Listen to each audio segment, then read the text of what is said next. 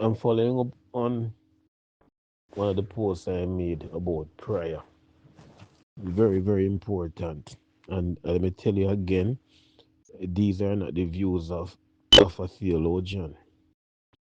And even talk about these things sometimes, that in itself you have to be very careful of too.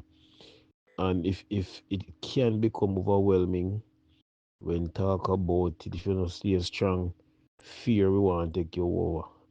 But I'm going to share something with you, and I'm not in any way calling this witchcraft. You may want to call it so, but I don't want to think it is. I don't want to give it more. I don't want to give it no props, so to speak. But I'm going to share quickly with you something which I thought I wouldn't do, but I'm gonna do it.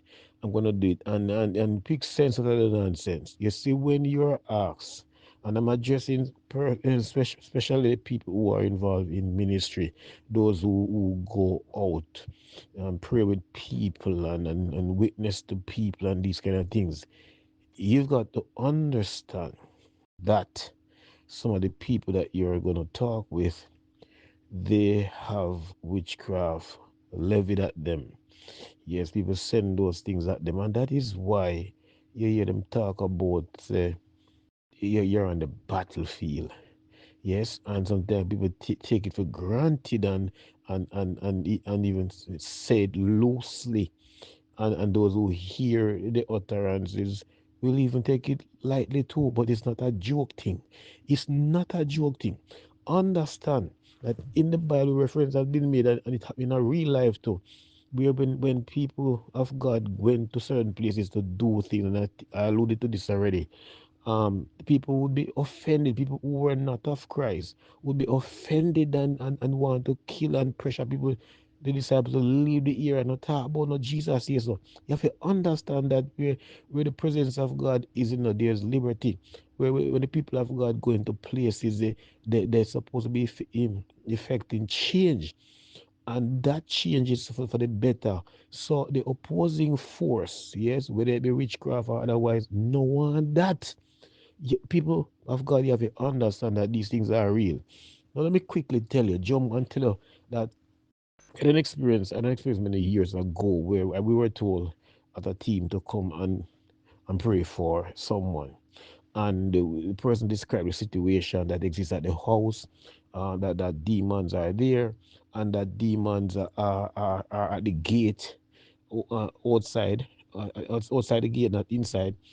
And they're like little children, like schoolgirls, and they're mocking and jeering the person in the yard, mocking and jeering.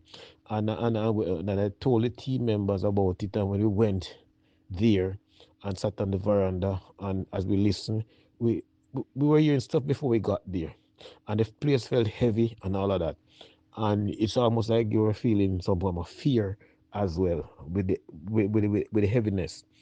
And then we got up, strategize and thing, and decided, say, okay, let's go inside now. And we went into a particular room. The lady said to us that this window here, sometime the demon then they behind that window here, so I'll go on with them thing. And I said to the team, I'm gonna pray the first prayer, and then I identify somebody before I started praying to pray the second prayer.